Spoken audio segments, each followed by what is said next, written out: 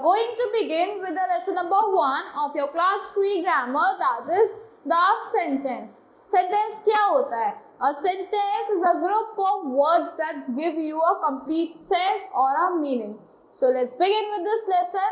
Sentence एक ऐसा group होता है वर्ड्स का जो क्या देता है आपको, एक कंप्लीट सेंस देता है, जिसका कोई मतलब बनता हो, एक कंप्लीट मीनिंग देता है.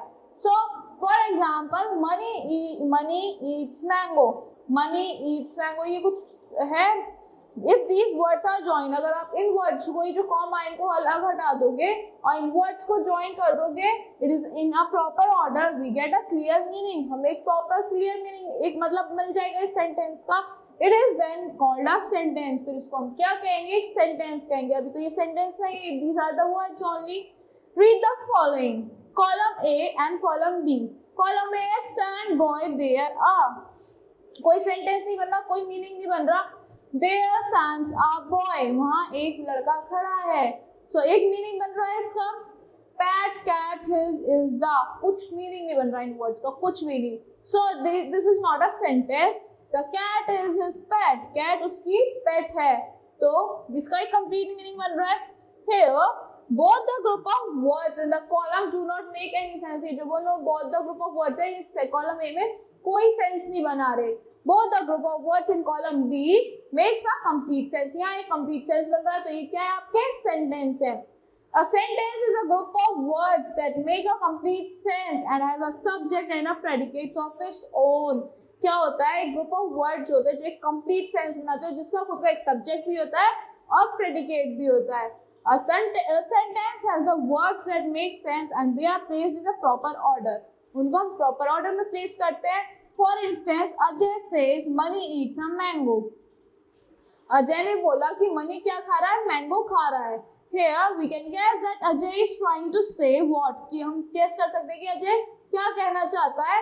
But still there is something wrong in the order of words are placed. Yes, कुछ तो गलत है यहाँ पे.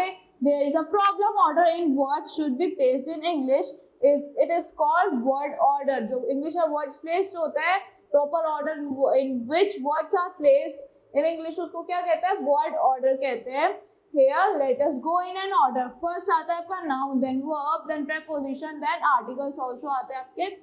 Now A sentence has a subject and a verb. एक sentence में क्या होता है? एक subject होती है और एक verb होता है. And incomplete sentence does not express a complete thought. एक incomplete sentence express नहीं करता. जो complete thought जो होता है, मतलब जो एक complete सोच होती है, वो express नहीं कर पाता एक incomplete sentence.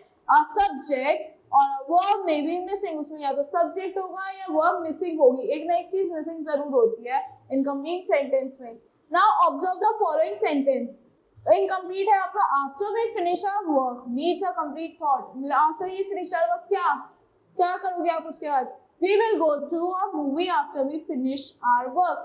हम मूवी के लिए जाएंगे अगर जब हम अपना वर्क फिनिश कर देंगे. यह सेकंड वाला आपका कंप्लीट सेंटेंस है, क्योंकि इसमें से आपको एक सेंस मिल रहा है. इनकम्प्लीट सेंटेंस आपका the mail in the box. The mail in the box, क्या इसमें एक वर्ब की नीड है आपको? The mail in the box is for you. जो मेल बॉक्स में है वो आप तुम्हारे लिए है. इनकम्प्लीट सेंटेंस आपका visit Shimla during vacation. Shimla जाओ वेकेशन में, मतलब क्या कुछ सेंस नहीं बन रहा. इसमें किस चीज क्या मिसिंग है? सब्जेक्ट मिसिंग है.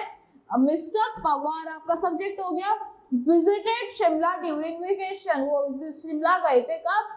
वेकेशन में. So sometimes a single word can also make a complete sense. कभी-कभी एक single word भी आपका complete sense बना देता है.